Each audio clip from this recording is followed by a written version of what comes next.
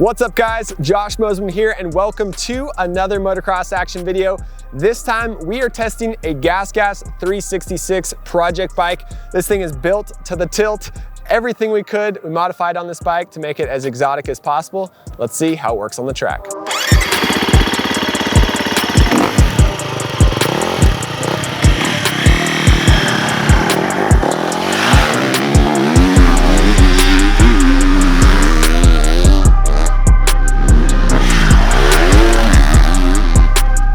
So starting it off, working together with the WP cone valve forks and the shortened WP Traxx shock is the SBC Yermozy bar mounts on this bike. Now these things are pretty wild and exotic. Definitely something I recommend for guys who are doing off-road and maybe vet riders who want as much plushness out of their bike as possible. For me and our intermediate level and pro level test riders, way too flexible for us here at Glen Helen. We have the soft rubber mounts in there, so a little bit too much flex for us, but great for vet riders. And that's exactly who this bike was built for. Also, we had the FCP engine mounts along with the titanium bolt going across the front of the engine. To hold us onto the bike, we had the Guts Racing seat cover. We had a Pro Taper sprocket, DID chain, and Hoosier tires surrounding DID STX rims with some exotic looking Faster USA red hubs. As for the plastics, it's the EX cross-country version of the plastic. So the only difference there is that you have the white back fender and the white side number panels as well. Akrapovic muffler and header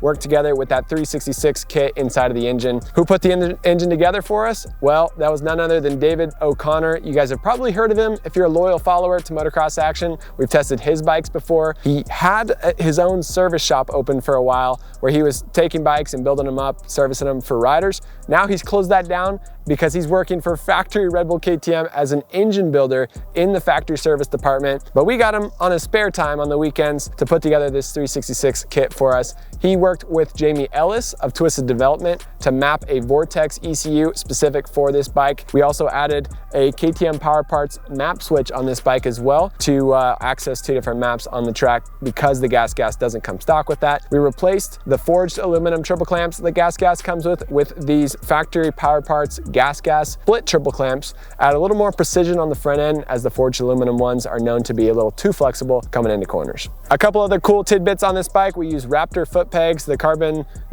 titanium foot pegs are ultra sharp, ultra light, and nice to have. We also use ODI's Podium Flight handlebars and their ODI's EMIG Pro V2 lock-on grips. These are my go-to grips for racing. They're softer than most lock-ons, and obviously because they're lock-on grips, they're so easy to put on the bike. Additionally, we use the Brembo factory SXS brakes, front and rear. Exotic looking brakes that make your bike give your bike really that factory touch, and obviously they increase stopping power as well. For me, the stock Brembo brakes on the KTM and GasGas and Husqvarna bikes are already so good that this may be not a deal breaker for me, but if you can't read and you want a factory bike, you go with the factory brakes.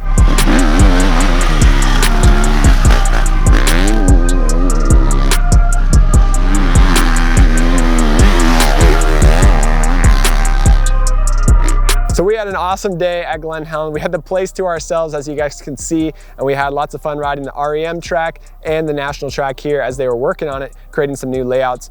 We've had rain in Southern California, so that actually makes the track quite a bit softer, which adjusts the feel of the bike, and exactly maybe our testing dyno for how fast this thing feels is a little bit skewed because the dirt is a little bit softer. So we did have to find some harder pack stuff on the vet track today to test it. But long story short, this 366 kit is into the GasGas engine. Now you guys got to know that the KTM and Husqvarna, they're all new engines, and the 350 4-strokes for 2023 from KTM and Husky, more bottom end power and more bottom end grunt on those bikes. They're quite a bit stronger and they're doing what we've asked them to do. Now this is the GasGas, it has last year's KTM engine, not as strong off the bottom end, so this 366 kit does bump up that horsepower and torque, especially coming out of corners, making this thing quite a bit better. So we want to make this bike have 250 handling with 450 power. We didn't quite get that today with this 366 kit. It's not quite there. You still have to rev it through the RPM range to get the meat of the power. It still runs like a 350 or like a 250 where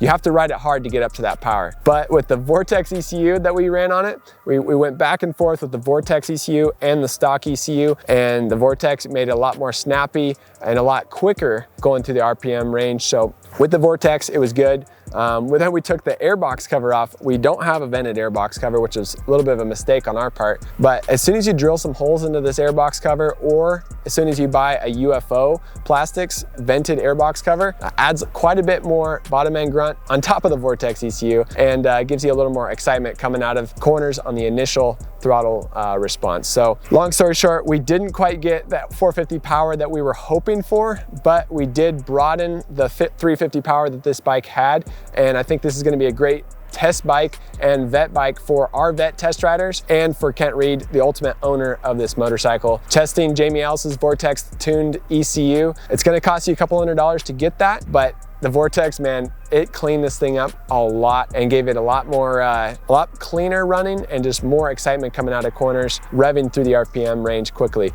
We also ran VP U4.4 fuel in this, so just a little bit of a cleaner fuel and something that is just simple, trustworthy, and you know will run great on your bike.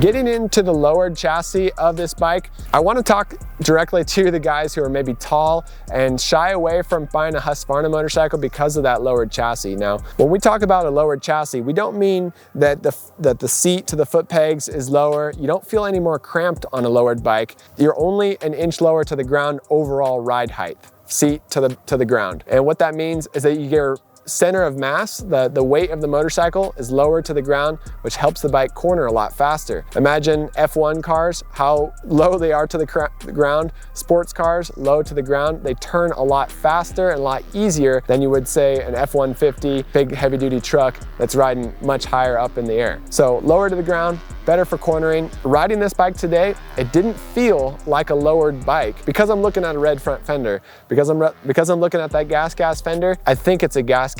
So I had to kind of retrain my mind to remind myself, yeah, this is the lowered chassis, because it did corner so well, and it just worked well for us today on the track. So that's kind of a misconception. I'm 6 foot tall, so I'm on the taller end of motocross riders. Obviously there's guys that are quite a bit taller than me that ride as well. But for me, I really like the lowered chassis. And once you get the suspension dialed in, it can be a lot of fun on the track. All right, guys, so it was a lot of fun riding this GasGas 366 today. We had Ezra Lewis as the photo and video test rider. So he's our most stylish MX-8 test rider. So we threw him on this bike to have some fun with it today.